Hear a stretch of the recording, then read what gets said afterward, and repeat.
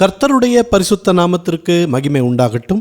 இந்த நாளிலும் கர்த்தர் நமக்கு தரக்கூடிய நல்வார்த்தை நீதிமொழிகள் 3வது அதிகாரம் 26வது வசனம். கர்த்தர் உன் நம்பிக்கையாயிருந்து உன் கால் சிக்கிக்கொள்ளாதபடி காப்பார். பிரியமானவர்களே, உன் கால் சிக்கிக்கொள்ளாதபடி காப்பார் என்பதன் அர்த்தம் என்ன? நாம் ஏதோ ஒரு தவறுதலான பாதையில் போயிருந்தாலோ அல்லது நம்மையே அறியாமல் ஏதோ ஒரு சூழ்நிலையில் சிக்கி தவிக்கப் போகிற போதோ நம்மை பாதுகாப்பார் கர்த்தர்.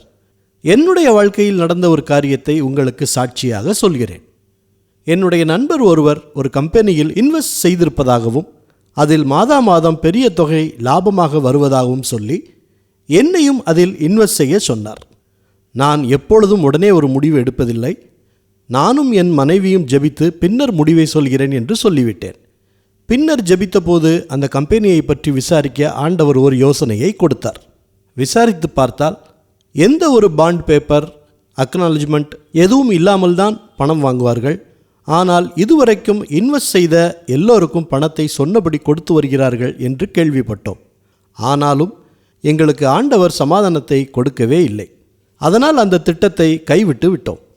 கொஞ்ச நாட்கள் கழித்து அந்த கம்பெனி பெரிய மோசடி செய்ததாகவும் அதில் பணம் போட்ட நபர்களுக்கு பணத்தை திருப்பி தராமல் இருந்ததால் உரிமையாளர்கள் கைது செய்யப்பட்டதையும் டிவியில் செய்தியாய் பார்த்து நாங்கள் அறிந்து கொண்டோம்.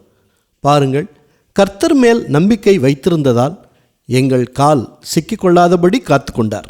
இப்படித்தான் உங்களையும் காப்பாற்ற வல்லவராய் இருக்கிறார். எந்த காரியத்தையும் செய்யும் முன்னர் ஆண்டவரின் ஆலோசனையை கேட்டு அவர் சித்தப்படி செய்யும்போது நம் கால்கள் சிக்கிக்கொள்ளாதபடி காப்பார்.